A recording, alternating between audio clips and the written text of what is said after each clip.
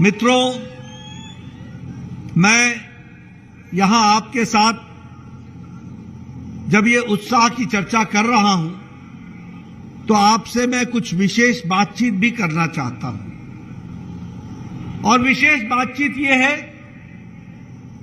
कि आज मोदी जी ने देश की राजनीति की परिभाषा, देश की राजनीति की चाल चरित्र, देश की राजनीति का कार्य करने का तरीका और देश में जिस ढर्रे पर राजनीति चलती थी उस राजनीति को बदल डाली है और एक नई संस्कृति को स्थापित किया है। Knowledge Park, the Creative School, School for Quality and Innovative Education. Noble Public School, admissions are open. Madina Public School, English Medium with Hifzul Quran, admissions are open.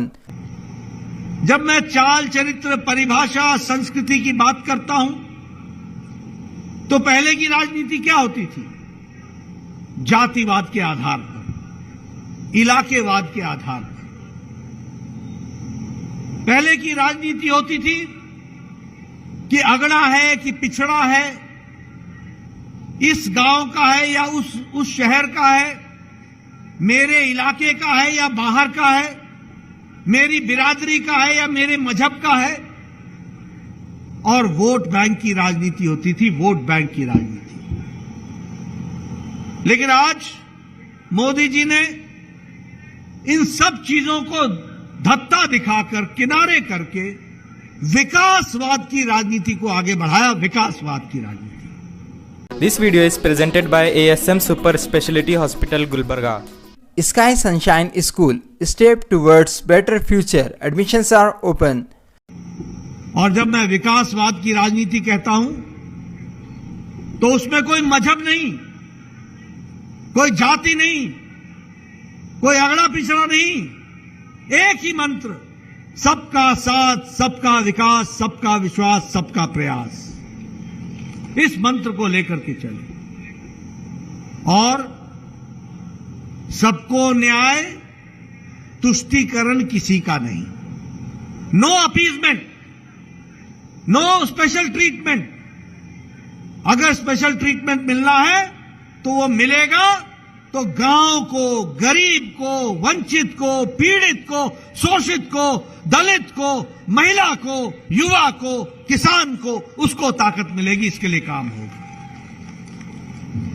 और इसीलिए 10 साल पहले सब लोग बोलते थे राजनीति तो ऐसे ही चलेगी, इसमें कोई परिवर्तन होने वाला नहीं है, सब राजनेता वैसे ही हैं, कोई देश बदलने वाला नहीं है। लेकिन मोदी जी ने 10 साल में देश को बदल डाला है और नए विकास की योजना को लेकर के आगे चले। आज मुझे खुशी होती है आपके साथ बताते हुए कि आज अमेरिका की अर्थव्यवस्था लड़खड़ा रही है। आज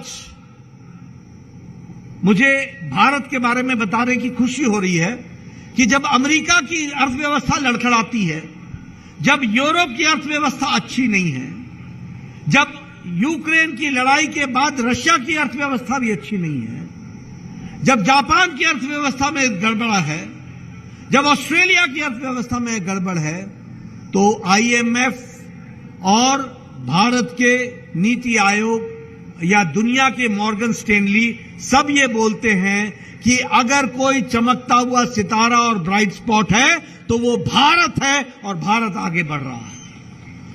आपको जानकर खुशी होगी कि भारत आज 5वें नंबर की अर्थव्यवस्था बन गया है। हम 11वें नंबर पर थे, 11वें नंबर पर, आज हम 5वें नंबर पर हैं। और हमने किसको पिछाड़ा? ब्रिटेन को, ब्रिटानिया को, जिसने हमको 200 साल राज किया। और आपके आशीर्वाद से, आपकी ताकत से भगवंत खूबा फिर से एमपी बनेंगे। प्रधानमंत्री मोदी जी तीसरी बार प्रधानमंत्री बनेंगे और 2 साल के अंदर भारत तीसरी अर्थशक्ति बन जाएगा, तीसरी अर्थ पावर बन जाएगा। बोलो, बनाना है कि नहीं बनाना है? आगे बढ़ाना है देश को कि नहीं बढ़ाना है? मित्रों, मैं यहां यह भी बोलना चाहता हूं कि यह चुनाव सिर्फ भगवंत खूबा का नहीं है, यह चुनाव हमको आगे चल करके भारत को, विकसित भारत का संकल्प को पूरा करने का चुनाव है। इस बात को हमको ध्यान में रखना है।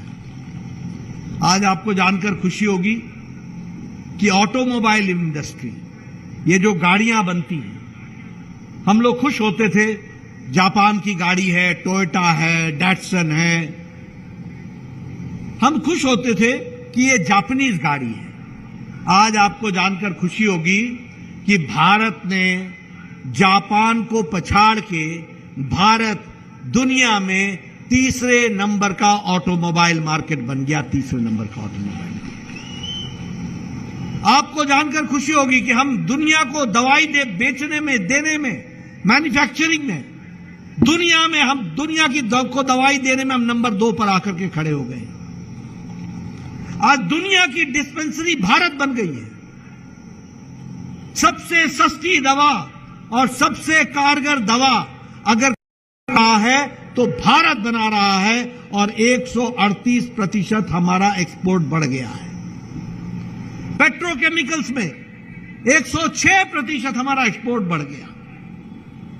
इस्पात बनाने में, स्टील बनाने में, कभी हम जिसका रॉ मटेरियल से लेकर के सब कुछ हम चाइना से लेते थे, आज स्टील बनाने में भारत मैन्युफैक्चरिंग में नंबर 2 पर आकर के खड़ा हो गया, नंबर 2 पर खड़ा हो गया।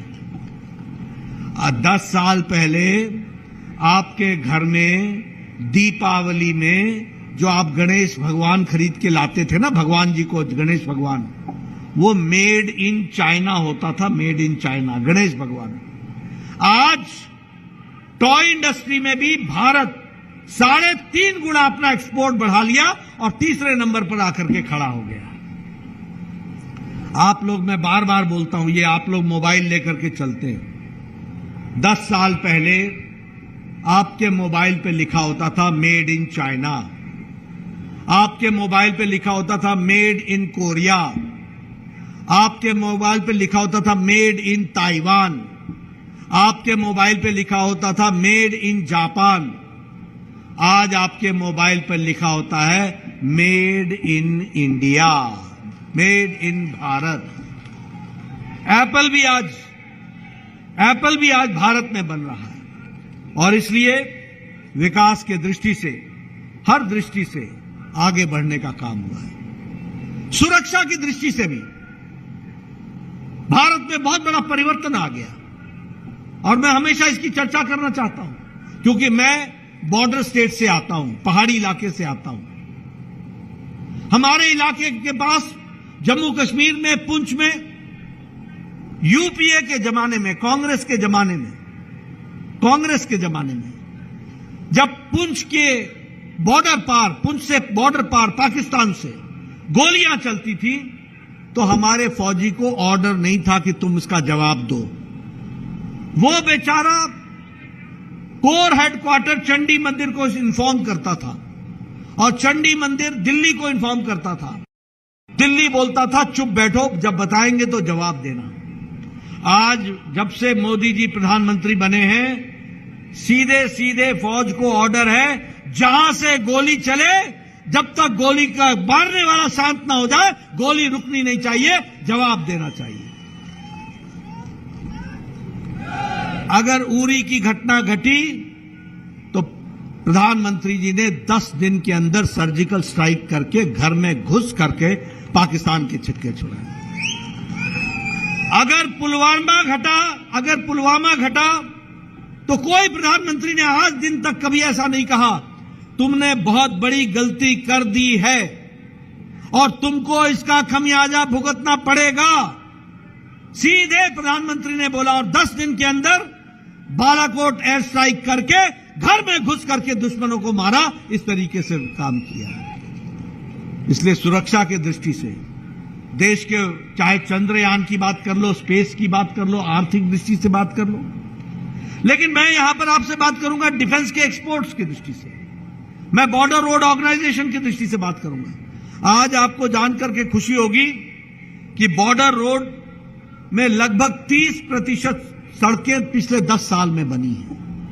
पहले बॉर्डर पर पहुंचना मुश्किल होता था, आज बॉर्डर पर सड़कें बन करके तैयार हुई हैं। इसलिए मोदी जी के नेतृत्व में डिफेंस का एक्सपोर्ट हमारा लगभग 21,000 करोड़ रुपए का बढ़ा है, 21,000 करोड़ रुपए का।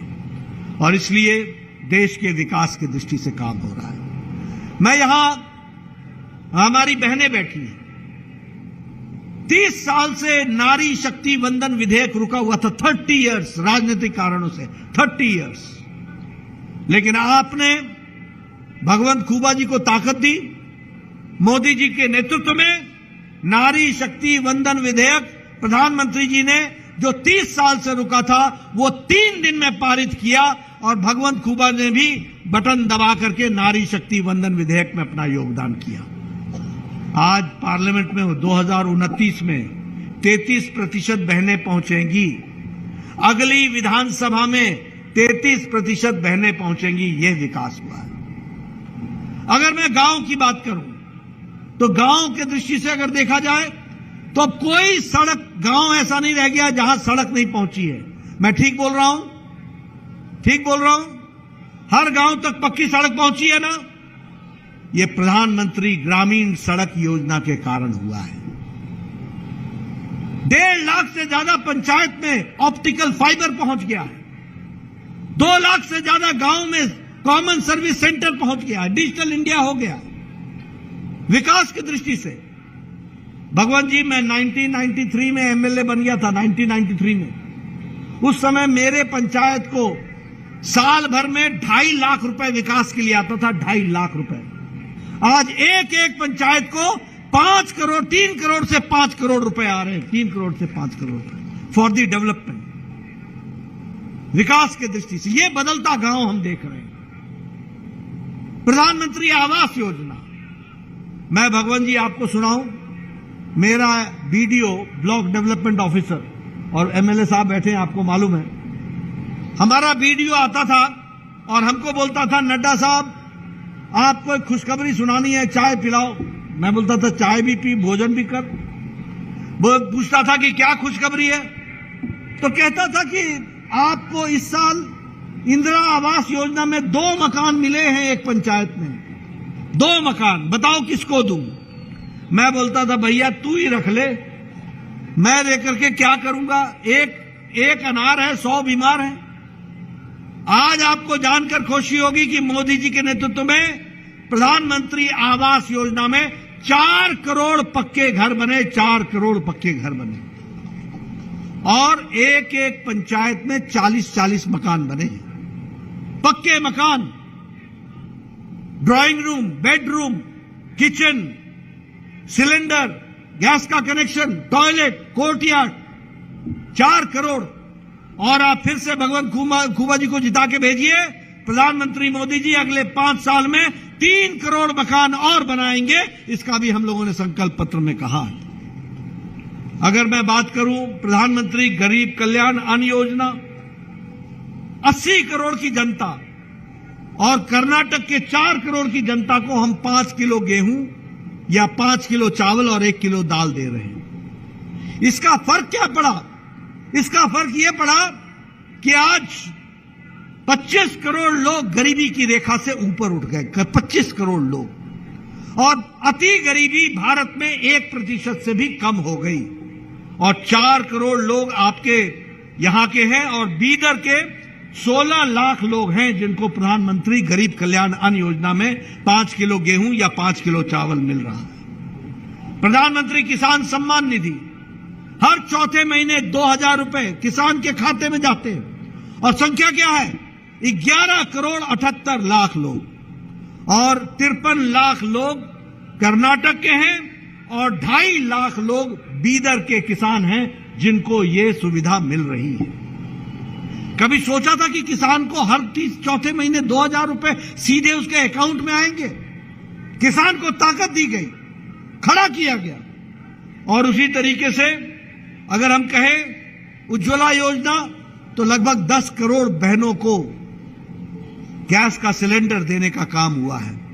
और इस बार हम लोगों ने तय किया है, मोदी जी ने, कि अगले 5 साल में 3 करोड़ लखपति दीदी हम बनाएंगे, 3 करोड़ बहनों को लखपति बनाएंगे, 3 करोड़ बहनों को। उसी तरीके से आयुष्मान भारत, मैं यहां बताना चाहता हूं, क्योंकि आयुष्मान भारत जब मुझे स्वास्थ्य मंत्री का जिम्मा मिला तो प्रधानमंत्री जी ने इस कार्यक्रम को आगे बढ़ाया। हम सब यहां बैठे हुए लोग आज से 10 साल पहले चिट्ठी लिखते थे एमएलए के रूप में, और क्या लिखते थे? मिस्टर चीफ मिनिस्टर, मेरे इलाके में एक गरीब आदमी है, उसका हार्ट का ऑपरेशन होना है, उसका कैंसर का इलाज होना है, उसका किडनी का इलाज होना है, उसका लंग्स का इलाज होना है, 5 लाख रुपए लगेंगे, 2.5 लाख रुपए लगेंगे, 3 लाख रुपए लगेंगे। गरीब आदमी है, इसका घर बिक जाएगा, इसके खेत बिक जाएंगे, कोई व्यवस्था नहीं है, कृपया अनुदान की अनुशंसा करिए। ये तस्वीर थी भारत की। लेकिन मोदी जी ने 10 करोड़ 74 लाख परिवार, 55 करोड़ लोग, 55 crore people, 40% of the Indian population, 40%। और कौन लोग? बाय प्रोफेशन, गरीब लोग, बाय प्रोफेशन। कौन? रेडी वाला, रिक्शा वाला, ठेला वाला, ऑटो वाला, टैक्सी ड्राइवर, बस का ड्राइवर, बस का क्लीनर, बस का कंडक्टर, ट्रक का ड्राइवर, ट्रक का क्लीनर, लिफ्ट मैन, ये होटल में वेटर का काम करने वाला, कूड़ेदान से रैक पिकर, कूड़ा में से प्लास्टिक इकट्ठा करने वाला, बाल काटने वाला, सब्जी के दुकान पर बोझा उठाने वाला, ऐसे गरीब लोगों को प्रधानमंत्री जी ने 5 लाख रुपए का हेल्थ कवर दिया, 5 लाख रुपए का हेल्थ कवर दिया। और हर साल पूरे परिवार के लिए 5 लाख रुपए का हेल्थ कवर दिया, गंभीर बीमारियों के इलाज के लिए। और अब आपको जानकर खुशी होगी, यहां बैठे लोग नोट कर ले, भगवंत खुबा को आप चुनाव जिताएंगे, 4 जून को नतीजा निकलेगा, आगे प्रधानमंत्री जी शपथ लेंगे, और अब ये आयुष्मान भारत, भारत के हर व्यक्ति को जिसकी उम्र 70 साल से ऊपर की हो गई, जो बहन, जो माता 70 साल से ऊपर की हो गई, किसी भी मजहब की, किसी भी जाति की, किसी भी वर्ग की, किसी भी आमदनी की, अमीर घर से हो या गरीब घर से हो, सबको आयुष्मान भारत में हर साल 5 लाख रुपए का उसका हेल्थ कवर मिलेगा, 5 लाख रुपए की।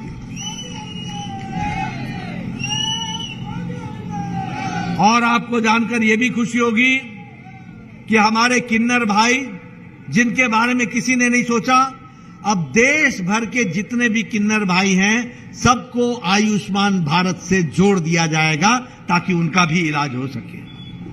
जल जीवन मिशन में 11 करोड़ घरों में हर घर नल, हर घर जल, इसकी व्यवस्था की गई है। और आपको जानकर खुशी होगी, हमारी सरकार यहां नहीं है, और सिद्धारमैया कभी भी जो हमारी बातें होती हैं उसको कभी भी मानते नहीं है। उसके बावजूद भी कर्नाटक की फंडिंग 4 गुना बढ़ा दी गई है, 4 गुना बढ़ा दी गई है, ताकि कर्नाटक के लोगों के विकास में कोई रोड़ा ना आए, कोई विकास रुके ना।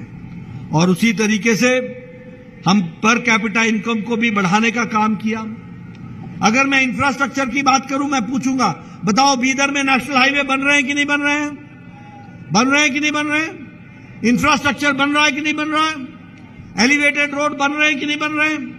रेलवे लाइन बिछ रही है कि नहीं बिछ रही है? रेलवे लाइन की बात करो, स्मार्ट सिटी की बात करो, इंफ्रास्ट्रक्चर की बात करो। आप बताइए, बीदर का एयरपोर्ट बन रहा है कि नहीं बन रहा है? हर तरीके से विकास के काम को आगे बढ़ाने का काम किया। इसलिए इंफ्रास्ट्रक्चर की बात हो, चाहे किसी और तरीके की बात हो, हर दृष्टि से हमारी सरकार, एनडीए की सरकार ने इन बातों को पूरा करने का प्रयास किया है। मुझे बताया गया है कि 600 करोड़ रुपए वो अनुभव मंडप के लिए, उसके लिए 600 करोड़ रुपए दिए गए हैं, सैंक्शन हुए हैं। उड़ान स्कीम में बीदर एयरपोर्ट का काम चल रहा है, और बीदर गुलबर्गा के लिए रेलवे लाइन का काम 110 किलोमीटर का उसको कंप्लीट किया गया है। इसीलिए विकास के दृष्टि से हर काम को आगे बढ़ाया गया। लेकिन मित्रों, मैं अपनी कहानी आपको सुनाता रहूं और हमारे विरोध में जो लोग हैं उनके बारे में न बताऊं तो शायद मेरी यात्रा अधूरी हो जाएगी। इसलिए मुझे कुछ विपक्ष के बारे में भी बोलना है। आप बताइए कि कांग्रेस और टेररिज्म का गहरा रिश्ता है कि नहीं है? है कि नहीं है? जहां कांग्रेस होती है वहां बम फूटते हैं कि नहीं फूटते हैं? आपने देखा सिद्धारमैया ने पीएफआई के केसेस वापस लिए थे कि नहीं लिए थे? इनको खुला छोड़ा था कि नहीं छोड़ा था? हुबली जैसी घटनाएं घटी है कि नहीं घटी है?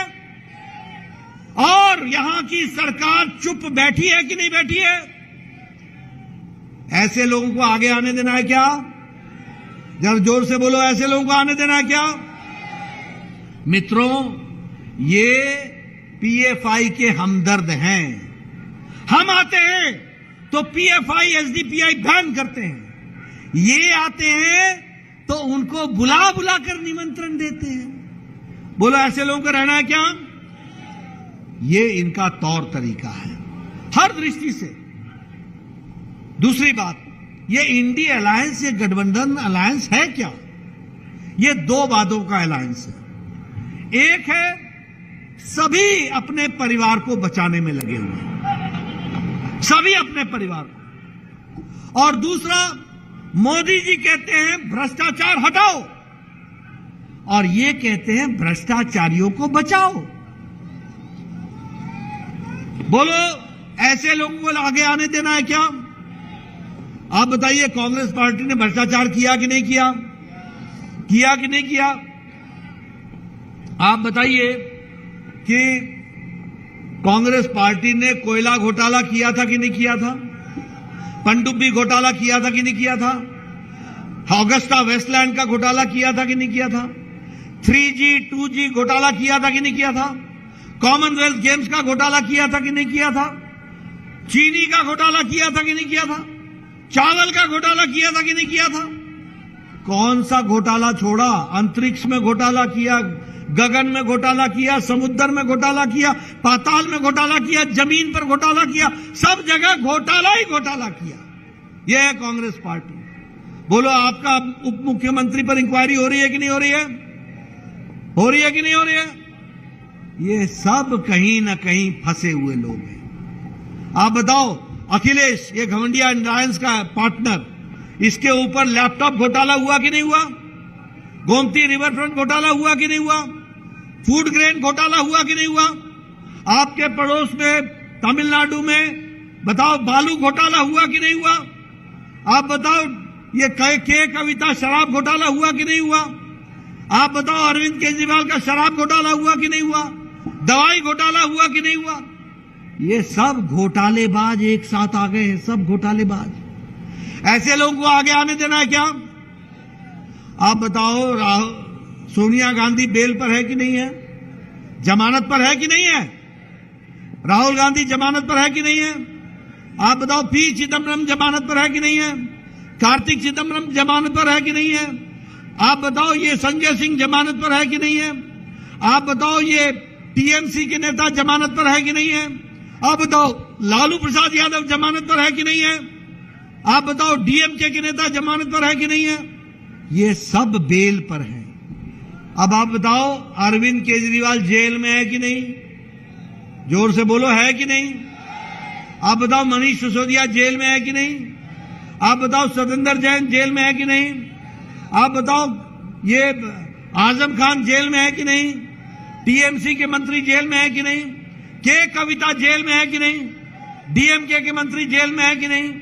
ये सारे या तो बेल पर हैं या जेल में हैं। ये सब के सब। आप बताइए, ऐसे घोटालेबाज लोगों को आगे आने देना है क्या? ये आपका भला करेंगे क्या? आपको उम्मीद है कि ये भला करेंगे? आपका भला करेंगे तो भगवंत खूबा करेंगे और प्रधानमंत्री जी के नेतृत्व में आगे करेंगे, इस बात को हम बताने चाहते हैं। इसलिए मित्रों, एक तरफ वो घमंडिया अलायंस है जिसका एजेंडा परिवार बचाने का है, और एक तरफ हम लोग हैं जो पूरी कोशिश से, ताकत से आपकी सेवा में जुटे हैं। और आपका ज्यादा समय न लेता हुआ आपसे मैं निवेदन करना चाहता हूं कि आप भगवंत खूबा जी को चुनाव जिताइए, कमल के निशान पर आप बटन दबाइए। जेडीएस के लोग भी हमारे साथ हैं, उनका भी मैं धन्यवाद करता हूं। सब लोग मिलकर के नए विकास की ओर आगे बढ़े और बीदर को नए मुकाम पर ले चलें। आपने मेरी बात सुनी, आपका बहुत बहुत धन्यवाद। जय भारत, जय कर्नाटका।